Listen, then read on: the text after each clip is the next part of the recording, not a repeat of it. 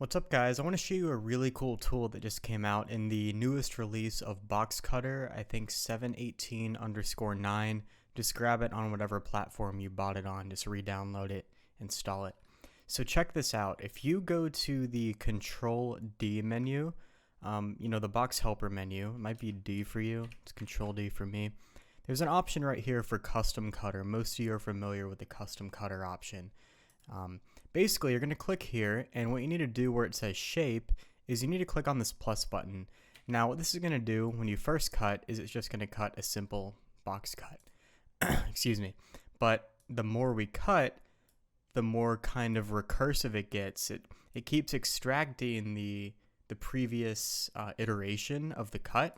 So, the more you do this, the more of these like complex looking shapes you're getting. And sometimes it doesn't really work as expected. It doesn't cut all the way through, but really when I'm going for these abstract shapes, I'm not too worried about that. I'm just trying to get something that's cool looking, and I just keep cutting through, and you kind of get the idea. Now, you can get pretty cool stuff. I actually made a scene out of this by just literally chopping this thing for like, I don't know, 2 minutes.